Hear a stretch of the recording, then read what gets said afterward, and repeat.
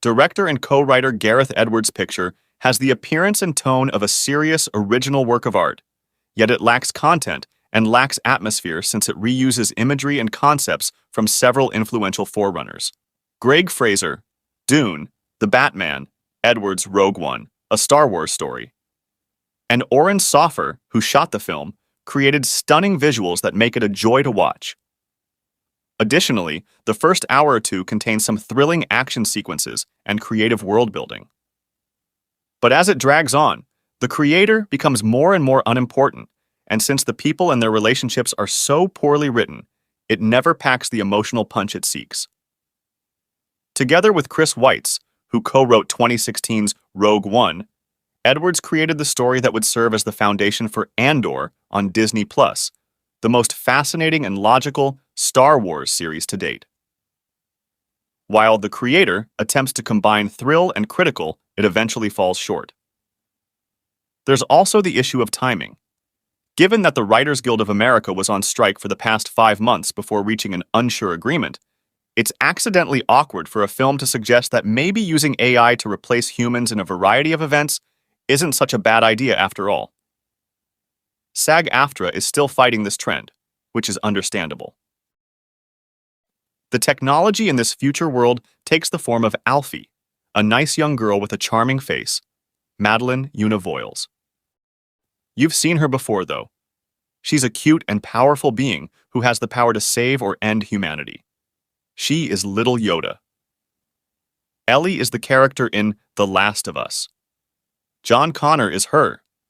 She appears as the young child in Jeff Nichols' Midnight Special.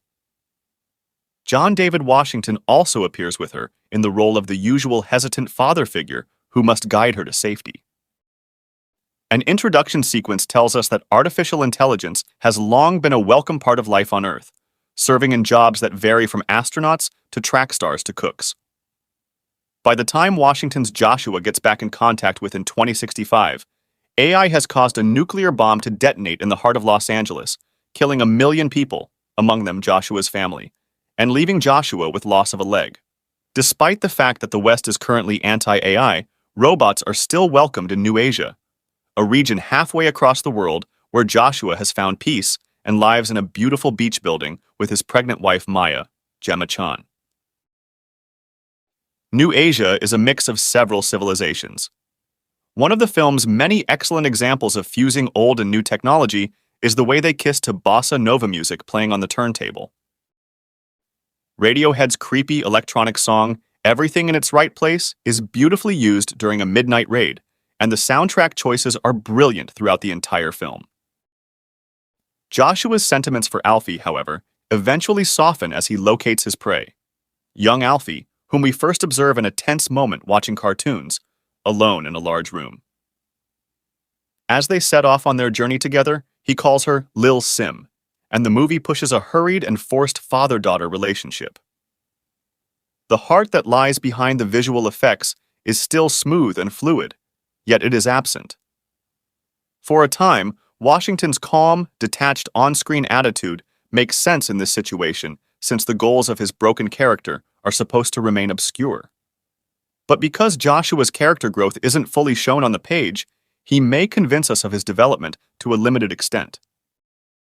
As the creator continues going and going with many endings, Edwards awkwardly juggles serious ideas about what it means to be human with amazing, explosive action sequences. The film's reasoning is so illogical that by the time Joshua is risking his life in a huge, climactic set piece, you might be left wondering why he is there at all. Despite the movie's early promise, you could end yourself asking yourself why you're there.